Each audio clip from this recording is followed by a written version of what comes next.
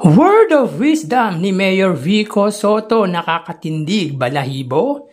Iyan ang pag-uusapan natin patungkol sa kinabibiliban, hinahangaan at pinakamahusay na punong lungsod sa buong bansa ngayong araw po. Pero bago natin talakayin yan mga kaparokya, ay humihiling ako sa inyo na pakisubscribe po ang aking YouTube channel. Paki-like at share natin po mga kaparokya para mas dumami pa po ang makapanood ng content natin. Maraming salamat po sa inyo mga kaparokya at maraming thank you din po sa mga OFW na patuloy na sumusubaybay, patuloy na tumatangkilik sa munti po nating channel. Maraming salamat po sa inyo at sobrang na-appreciate ko po kayo mga kaparokya.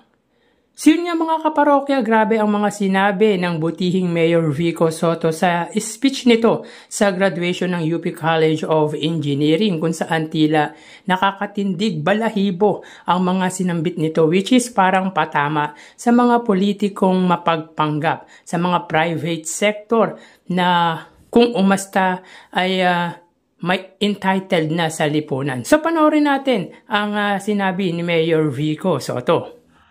Successful ka nga, magulo naman yung pamilya mo.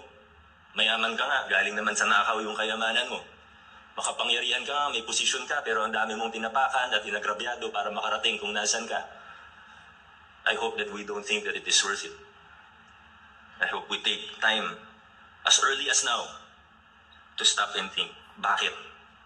Ano bang gusto kong makamit sa aking buhay? So yun nga mga kaparokya, talagang nakikita ko ang butihing mayor sa mga litanya ng pambansang bayani na sigat Jose Rizal. Malalim, malaman at makahulugan talaga ang kanyang mga sinasabi. Grabe mga kaparokya yung sinabi nitong mayaman ka nga, galing naman sa nakaw. Nakapwesto ka nga, ang dami mo namang tinatapakan. Success must not come at the cost of conscience.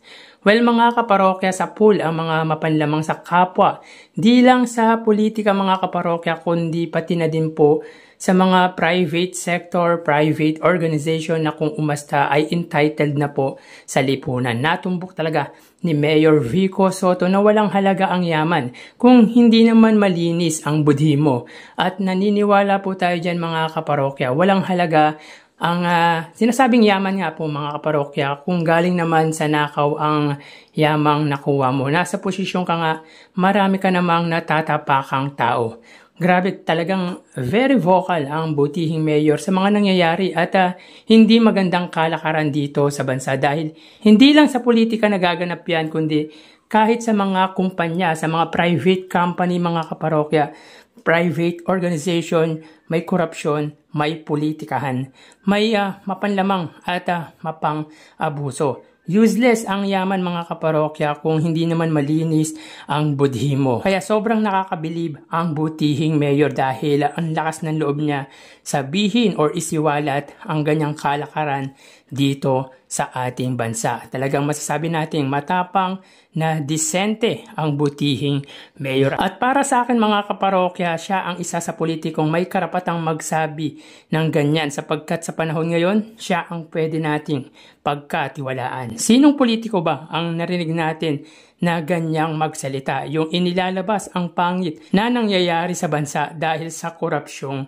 nagaganap. Tanging si Mayor Vico Soto at Mayor Benjamin Magalong lang ang very vocal pagdating sa pag-voice out ng pangit na kalakaran sa Pilipinas. Walang halong drama at walang halong kaplastikan. And yet, galing sa puso at talagang tatagos or tagos sa pool at patama sa mga mapanlamang at mapang-abuso sa posisyon. Kumbaga, bato-bato sa langit ang tamaan ay huwag magagalit dahil totoo naman po ang sinabi sa speech ni Mayor Vico Soto. Maraming mapang-abuso, maraming mapanglamang na nasa posisyon at even sa private sector ay talagang may politikahan at may korupsyon. Kaya nakakatuwa at sobrang nakakabilib na inilabas ng punong lungsod ng Pasig ang mga totoong nangyayari sa ating bansa. At least ngayon may talagang matapang na handang tumindig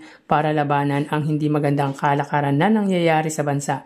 Yung sinasabi po nating korupsyon. Kaya very appreciated ang butihing mayor sa mga Filipino dahil sa maganda nitong ginagawa. It's gently reminder mga kaparokya sa mga newest graduates from UP College of Engineering, and I think sulit yung pagiging guest of honor nito mga kaparokya dahil makahulugan talaga ang mga sinabi nito at totoo naman po mga kaparokya, marami talagang nakakain ng sistema, which is sa umpisa ay good intention naman po, pero sooner or later ay nag-iiba or nagbabago na. Sino ba sa mga politicians ngayon ang nagsasabi ng ganyan about sa korupsyon sa bansa?